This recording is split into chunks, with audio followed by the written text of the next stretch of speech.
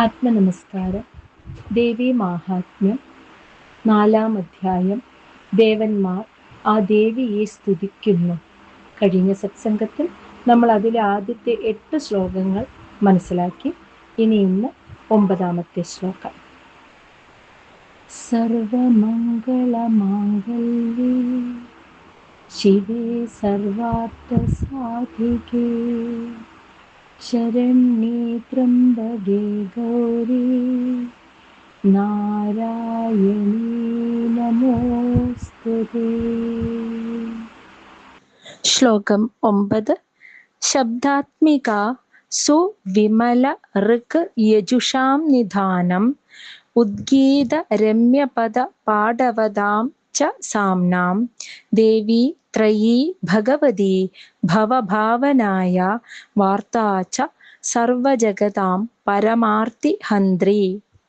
അല്ലയോ ദേവി, ശബ്ദാത്മിക ശബ്ദസ്വരൂപിണിയും സുവിമല പരിശുദ്ധമായ നിർമ്മലമായ ഋക് യജുഷാം എന്ന് വെച്ചാൽ ഋഗ്വേദം, യജുഷാം എന്നാൽ യജുർവേദം, ഇവയും ഉദ്ഗീത രമ്യ പദ പാടവതാം എന്ന് വെച്ചാൽ ഗാനരൂപത്തിൽ മനോഹരമായ ശ്ലോകരൂപത്തിൽ അല്ലെങ്കിൽ ഗാനരൂപത്തിലുള്ള സാമവേദത്തിനും നിധാനം അവയ്ക്കെല്ലാം, അതായത് ഈ 3 വേദങ്ങൾക്കും ആധാരം അല്ലെങ്കിൽ ആശ്രയമായിട്ടുള്ളത് ദേവി അവിടുന്ന് തന്നെയാണ്.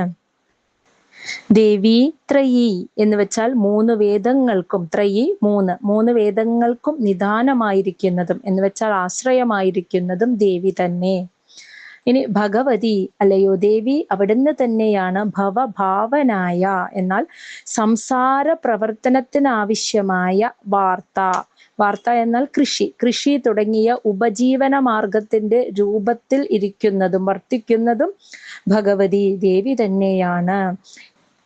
ഇനി ഭഗവതി സർവ ഐശ്വര്യങ്ങളും നിറഞ്ഞ ദേവി തന്നെയാണ് സർവജഗതാം ഈ സംസാരികളായ ജനങ്ങളുടെ പരമാർത്തി എല്ലാവിധ ദുഃഖങ്ങളെയും ഹന്ത്രി ഇല്ലായ്മ ചെയ്യുന്നത് എന്ന്.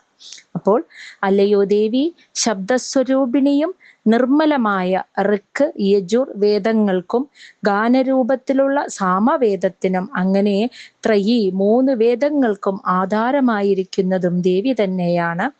സംസാര പ്രവർത്തനത്തിനായുള്ള കൃഷി തുടങ്ങിയ ഉപജീവന മാർഗ രൂപത്തിൽ വർത്തിക്കുന്നതും ദേവി തന്നെയാണ്. അല്ലയോ ഐശ്വര്യമയിയായ ദേവി തന്നെയാണ് സംസാരികളായ ജനങ്ങളുടെ എല്ലാവിധ ദുഃഖങ്ങളെയും ഇല്ലായ്മ ചെയ്യുന്നത്. മേധ അസി ദേവി വിദിത അഖില ശാസ്ത്രസാര ദുർഗ അസി ദുർഗ ഭവ സാഗര നൗഹു അസംഗ ശ്രീഹി കൈഡഭ അരി ഹൃദയ ഏകകൃത അധിവാസ ഗൗരി ത്വമേവ ശശി മൗലീകൃത പ്രതിഷ്ഠ.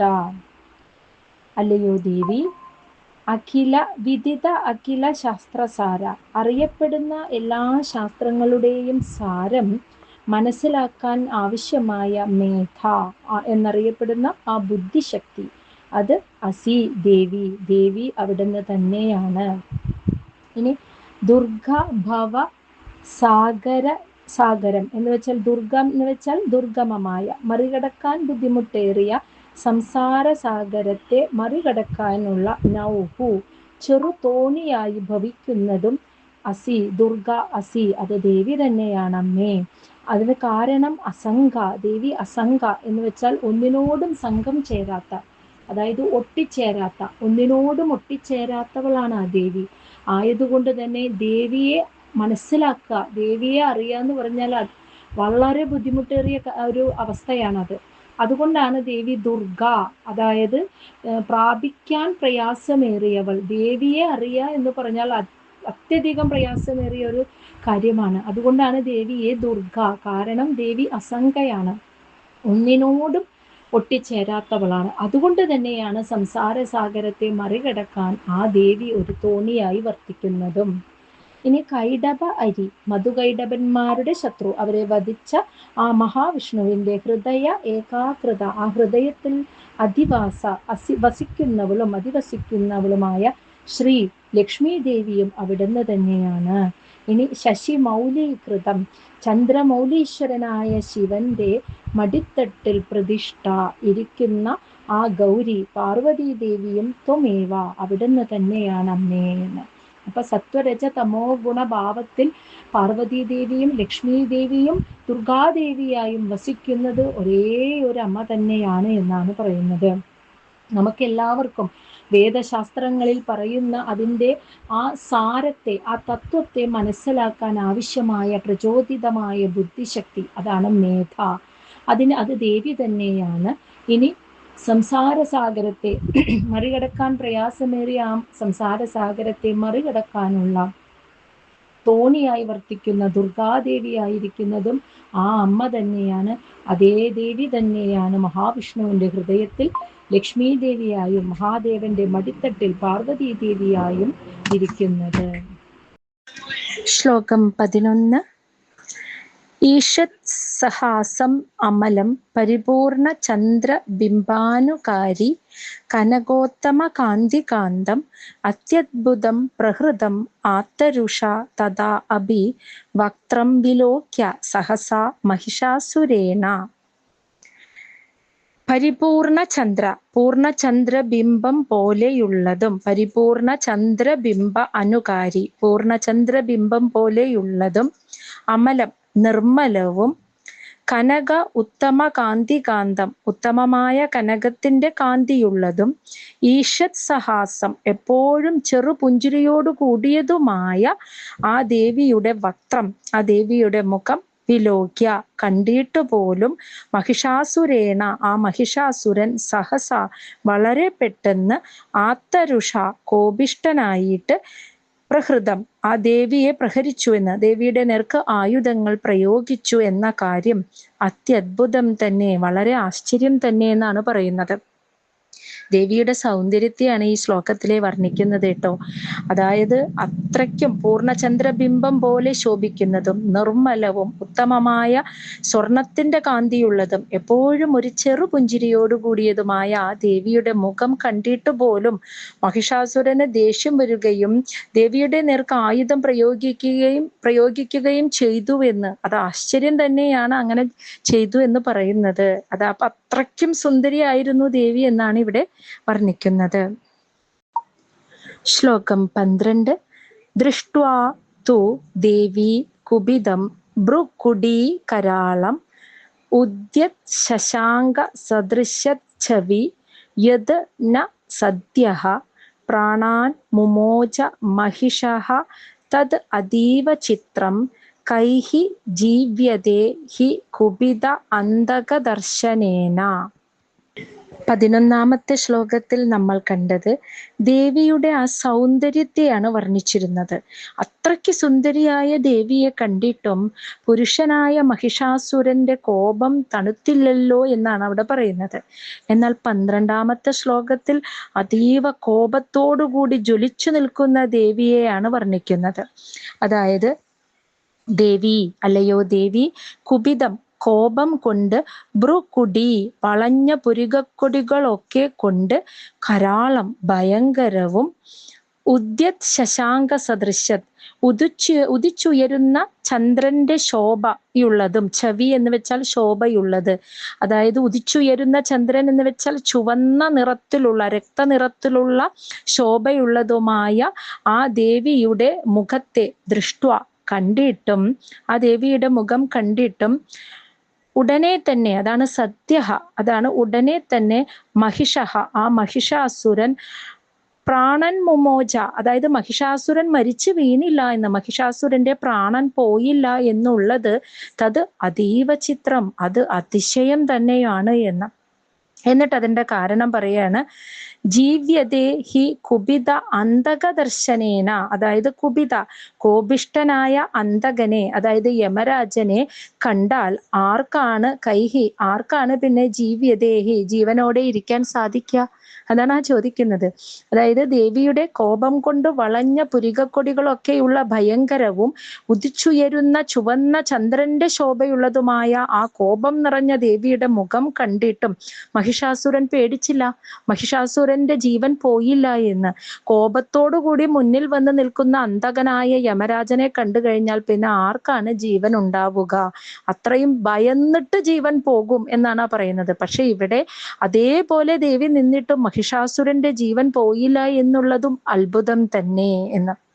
അപ്പോൾ ഇവിടെ രണ്ടും ദേവിയുടെ മുഖമാണ് വർണ്ണിക്കുന്നത്. അതിനെ മഹിഷാസുരന്റെ ഭാവത്തോടു കൂടി ചേർത്ത് വെച്ച് പറഞ്ഞിരിക്കുന്നു എന്ന് സാരം. ആദ്യത്തെ ശ്ലോകത്തിൽ ദേവിയുടെ സൗന്ദര്യം കണ്ടിട്ടും പുരുഷനായ മഹിഷാസുരന് മാറ്റം വന്നില്ല, കോപം ശമിച്ചില്ല. രണ്ടാമത്തെ ശ്ലോകത്തിൽ അത്യധികം കോപിച്ച് ചുവന്ന മുഖത്തോടു കൂടി നിൽക്കുന്ന, ഭയങ്കരമായ ഭാവത്തോടു കൂടി നിൽക്കുന്ന ദേവിയെ കണ്ടിട്ട് പേടിച്ച് മഹിഷാസുരന്റെ പ്രാണൻ പോയില്ല എന്നും. ശ്ലോകം 13. ദേവി പ്രസീദ പരമാ ഭവതി ഭവായ സദ്യോ വിനാശയസി കോപവതി കുലാനി വിജ്ഞാതം ഏതത് അധുനാ ഏവ യത് അസ്തം ഏതത് നീതം യത് അസ്തമേതത് നീതം ബലം സുവിപുലം മഹിഷാസുരസ്യ. അല്ലയോ ദേവി പ്രസീത, അവിടുന്ന് പ്രസന്നയായി ഭവിച്ചാലും. ഭവതി പരമ, അവിടുന്ന് പരമയാണ്. പരമ അസി, ദേവി പരമമായ സത്യമാണ്. ദേവി സന്തുഷ്ടയായാൽ, പ്രസാദിച്ചാൽ, സദ്യ വളരെ പെട്ടെന്ന് തന്നെ കുലാനി, ആ കുലം മുഴുവൻ, അവന്റെ കുലം മുഴുവൻ ഭവായ ഐശ്വര്യം നിറഞ്ഞതാകും. എന്നാൽ കോപവതി, നേരെ മറിച്ച് ദേവി കോപവതിയായാൽ വിനാശയസി കുലാനി, ആ കുലത്തെ സമൂലം നശിപ്പിക്കുമെന്നും. ഏതത് അധുനാ ഏവ വിജ്ഞാതം, അതായത് ഏതത് അധുന, ഈ ഒരു കാര്യത്തെ വിജ്ഞാതം, ദേവന്മാർ പറയാണ് ഞങ്ങൾക്കിപ്പോൾ മനസ്സിലായി എന്ന്. കാരണം പറയുന്നത് മഹിഷാസുരസ്യ, മഹിഷാസുരന്റെ സുവിപുലം, വലുതായ ആ സൈന്യത്തെ, ആ സേനയെ ബലത്തെ, അസ്തം മേതത് നീതം, ദേവി നശിപ്പിച്ചതിൽ നിന്നും ഞങ്ങൾക്കത് മനസ്സിലായി എന്നാണ് പറയുന്നത്. ദേവി അവിടുന്ന് പ്രസാദിച്ചാലും ഭവതി, ദേവി ആരിലാണോ പ്രസാദിക്കുന്നത് അവന്റെ കുലം മുഴുവൻ ദേവി അതോടുകൂടി അഭിവൃദ്ധി, ഐശ്വര്യം നിറഞ്ഞതാക്കും. അതേസമയം ദേവി ആരിലാണോ കോപവതിയാകുന്നത് ആ കുലത്തെ മുഴുവൻ ദേവി സമൂലമായി നശിപ്പിക്കുമെന്നും അത് ഞങ്ങൾക്കിപ്പോൾ മനസ്സിലായി എന്നാണ് ദേവന്മാർ പറയുന്നത്. കാരണം മഹിഷാസുരന്റെ വലുതായ സൈന്യത്തെ പൂർണ്ണമായും നശിപ്പിച്ചതിൽ നിന്നും ദേവന്മാർ അത് അറിഞ്ഞു. ആയതിനാൽ ദേവി ഞങ്ങളിൽ പ്രസാദിച്ചാലും എന്ന പ്രാർത്ഥനയും കൂടിയുണ്ട് ഈ ഒരു ശ്ലോകത്തിൽ. ശ്ലോകം 14.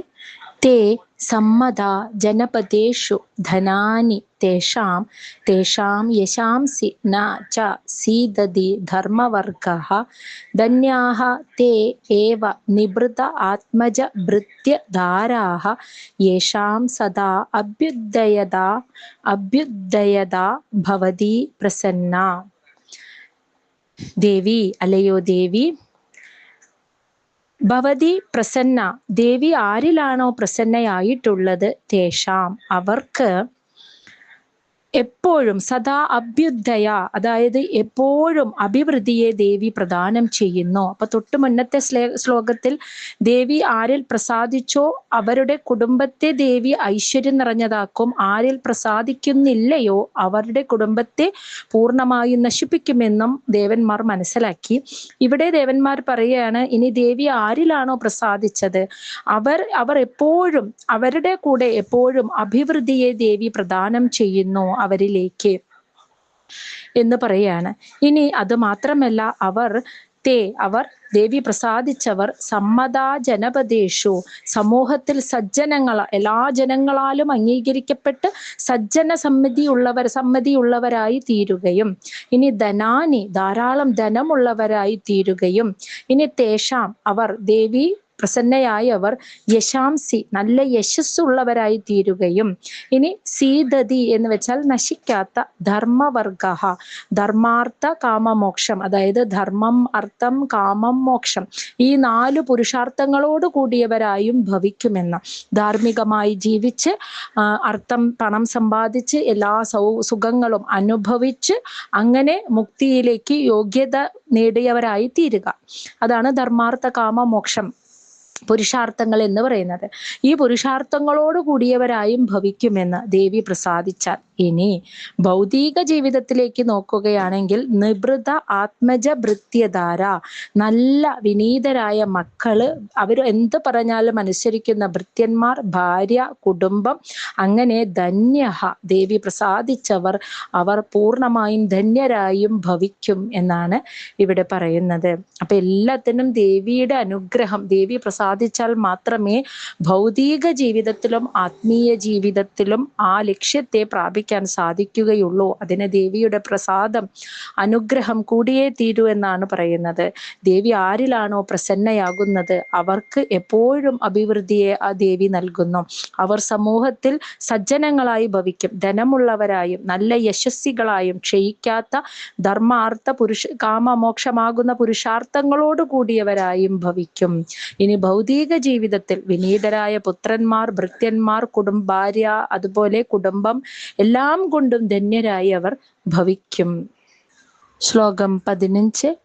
ധർമ്മ്യാണി ദേവി സകലാനി സദാ ഏവ കർമാണി അത്യാദൃത പ്രതിദിനം സുകൃതി കരോതി.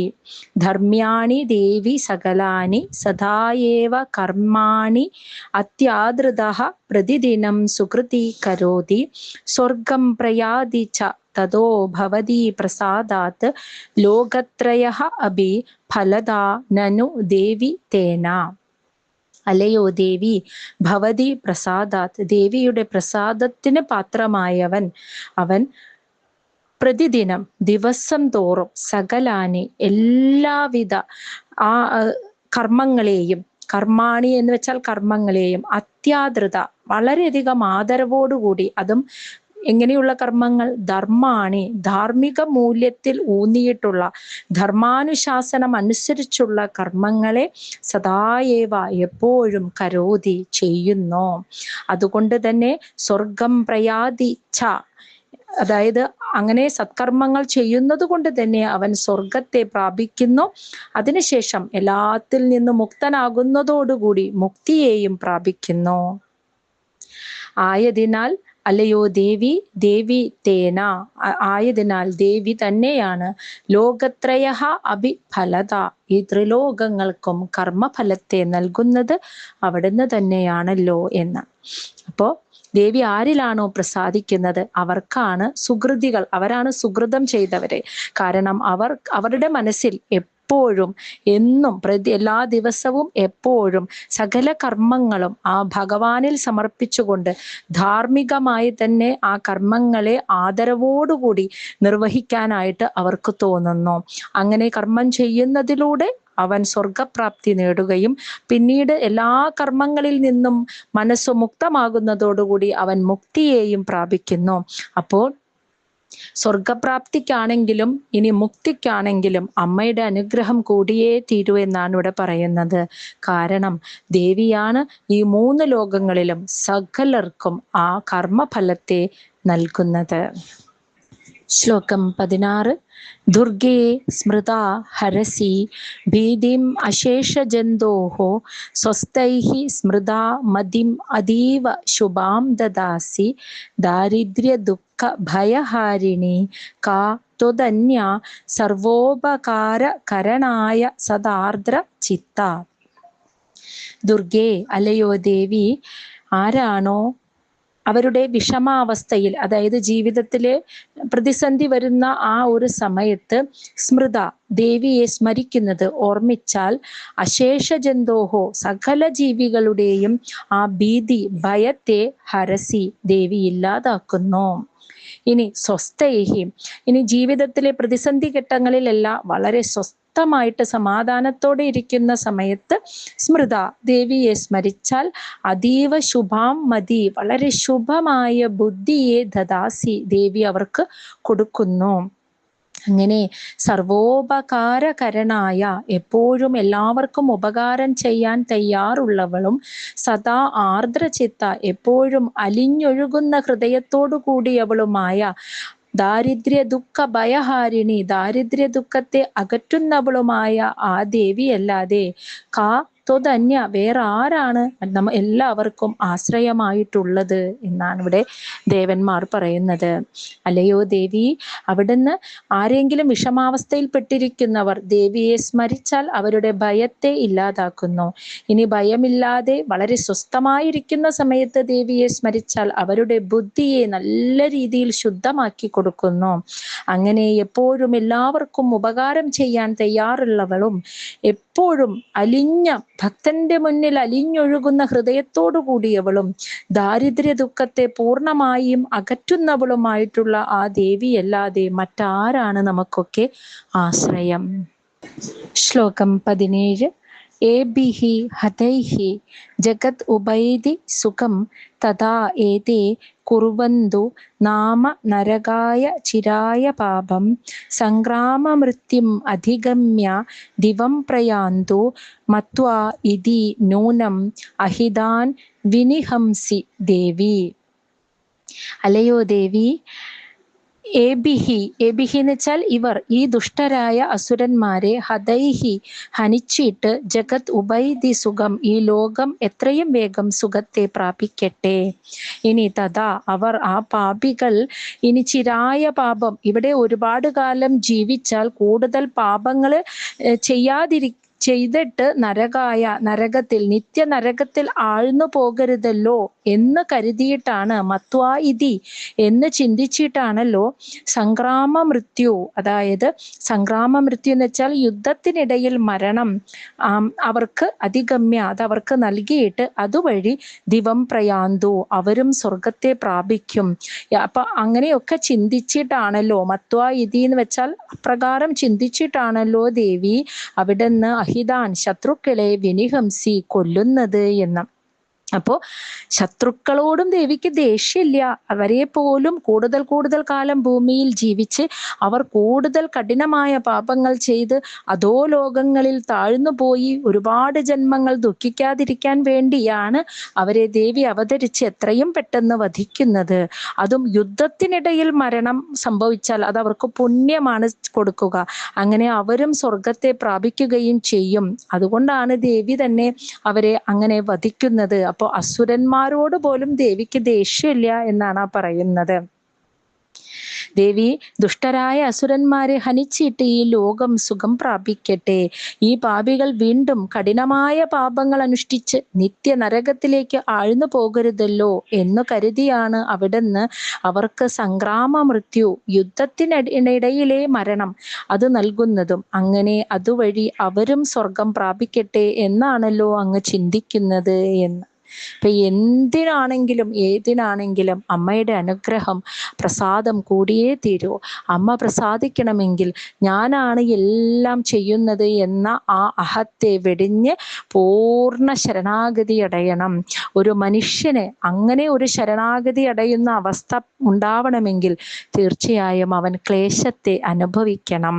ആ ക്ലേശം വരുമ്പോൾ അവനെ കൊണ്ട് അവൻ വിശ്വസിക്കുന്നവരെ കൊണ്ട് അവന്റെ സ്വന്തം ശക്തി കൊണ്ടും കൂടെ ഉണ്ടാവുമെന്ന് കരുതിയവരെ കൊണ്ടും ആ ദുഃഖത്തിൽ നിന്നും അവനെ രക്ഷിക്കാൻ കഴിയില്ല എന്നൊരവസ്ഥ വരുമ്പോഴാണ് മനുഷ്യൻ ആ അമ്മയിൽ, ആ ഭഗവാനിൽ പൂർണ്ണ ശരണാഗതി അടയുന്നത്. അങ്ങനെ നോക്കുമ്പോൾ ദുഃഖം പോലും യഥാർത്ഥത്തിൽ മനുഷ്യന് കിട്ടുന്ന ഒരു അനുഗ്രഹമാണ്. ആ ദുഃഖത്തിലൂടെ സ്വയം പരിഹരിക്കാൻ സാധിക്കാതെ വരുമ്പോൾ അവിടെ മനസ്സ് തകർന്ന് നശിച്ചു പോവാതെ പൂർണ്ണമായും സുഖത്തെയും ദുഃഖത്തെയും ആ പ്രകൃതിയിൽ അർപ്പിച്ചുകൊണ്ട് പൂർണ്ണ ശരണാഗതി അടയുന്ന ഭക്തനാരോ ആ ഭക്തനിലാണ് ദേവി പ്രസാദിക്കുന്നത്. അങ്ങനെ ദേവി പ്രസാദിച്ചാൽ അവന് സാധിക്കാത്തതായിട്ട് ഇനി ഒന്നുമില്ല എന്നാണ് ഇവിടെ പറഞ്ഞു വെക്കുന്നത്.